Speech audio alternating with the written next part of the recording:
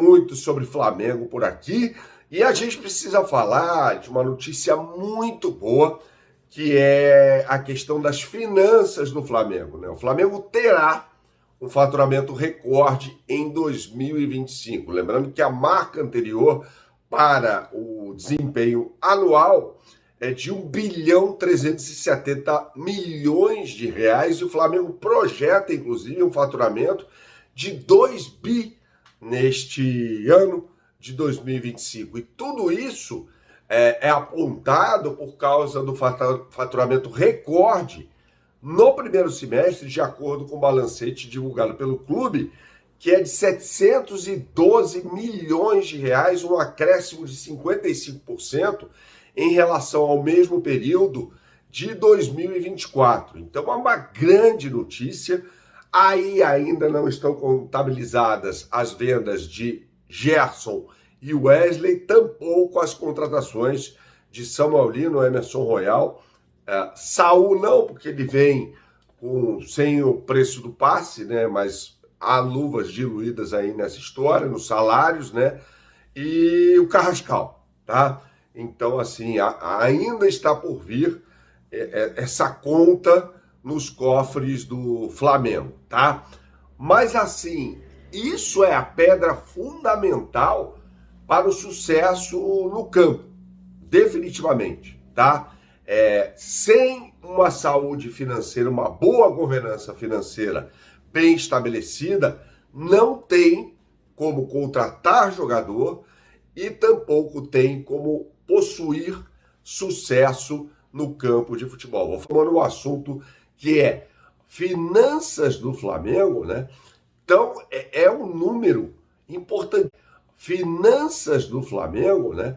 Então, é um número importantíssimo, alavancado pela participação do Flamengo no Mundial. Aí você vai perguntar, mas peraí, o Flamengo foi eliminado nas oitavas de final, o que isso tem a ver com esse faturamento recorde de 712 milhões de reais no primeiro semestre? Bom, tem muita coisa a ver. O Flamengo, e eu vou explicar isso para você agora, o Flamengo faturou na Copa do Mundo de Clubes um pouquinho mais, eu vou dizer cerca de 150 milhões de reais. Para você ter uma ideia do que isso significa, a gente tem que fazer aqui um comparativo, né? Que é a premiação da Copa do Brasil. A Copa do Brasil paga, em média, 75 milhões de reais, tá? Entre 70 e 80 milhões de reais para o campeão, tá? Chegando às oitavas de final, o Flamengo faturou 2 Copas do Brasil em termos financeiros, ou seja, um golaço ter participado desse Mundial. O Flamengo até, se tivesse mais sorte no emparceramento, deu um azar danado, poderia ter chegado bem mais longe na competição. Mas tudo bem, tá tudo certo, o Flamengo ganhou do Chelsea, da forma como ganhou, então dava para ir mais longe, se pegasse o adversário mais tranquilo, dava. Mas contra o Bayern de Munique era muito difícil, né? Então, essa é uma notícia muito promissora para o Flamengo, que dessa forma vai continuar investindo no futebol. E tem como fazer isso, principalmente por outro dado que eu vou trazer agora, porque o endividamento do Flamengo era de 328 milhões de reais. Esse era o tamanho da dívida. Essa dívida cai para 128 milhões de reais. Houve um decréscimo de 200 milhões de reais, quase, cerca de 200 milhões de reais, né, nessa conta do endividamento. Então, assim, a gente critica a gestão do BAP quando tem que criticar, mas nesse caso foi uma gestão, nesses primeiros 6 meses, né, contabilizando aí o faturamento desse período, excepcional na questão financeira. Excepcional. Né? Então, assim, era até uma promessa de campanha do BAP, né? O nome da chapa era Raça, Amor e Gestão, né? E aí o Flamengo consegue esse número bem relevante, né? É muito relevante isso. E aí a gente entra em outra situação. Pô, como é que o faturamento do Flamengo chegou a 327 milhões de reais? O faturamento não, desculpa. A dívida chegou a 327 milhões de reais. tem que botar na conta aí da compra do terreno no gasômetro, né, para a construção do estádio, que foi de 140 milhões de reais no Pix, tá? Além, claro, da contratação desenfreada de jogadores no segundo semestre do ano passado, para que o Flamengo fosse bem sucedido no campo e, por consequência, que o Landim conseguisse eleger o correligionário dele, o Rodrigo Dunche, né?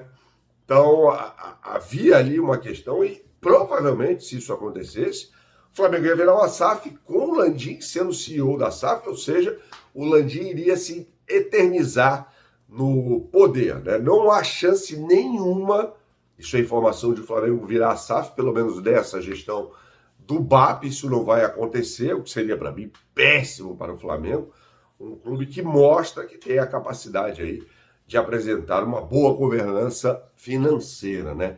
E outra questão importante é quando o Romeu Tuma Júnior, que é presidente do Conselho do Corinthians, fala que o Corinthians quer se espelhar no Flamengo, né? Águia voa com águia, foi isso que ele disse, né? Ora, para revolta, né, inclusive do presidente da Gaviões da Fiel, que é a principal torcida organizada do Corinthians, olha, eu não vejo problema nenhum em um time que está quebrado, com uma dívida de 2,5 bilhões de reais, uma dívida impagável, se espelhar no modelo que deu muito certo, né, que é implementado em 2013, na gestão Eduardo Bandeira de Mello. O Eduardo Bandeira de Mello não seria o presidente do Flamengo, seria o Valim, mas o Valim não tinha como preencher alguns pré-requisitos, no que diz respeito a tempo de sócio do Flamengo e tal, para ser o candidato, e aí eles colocaram o Eduardo Bandeira de Mello. Eles, eu digo, a galera da Chapa Azul, né? Tinha Valim, tinha Landim, tinha BAP, tinha o próprio Eduardo Bandeira de Mello e tal, então assim foi. Saudações, até a próxima e tchau, tchau.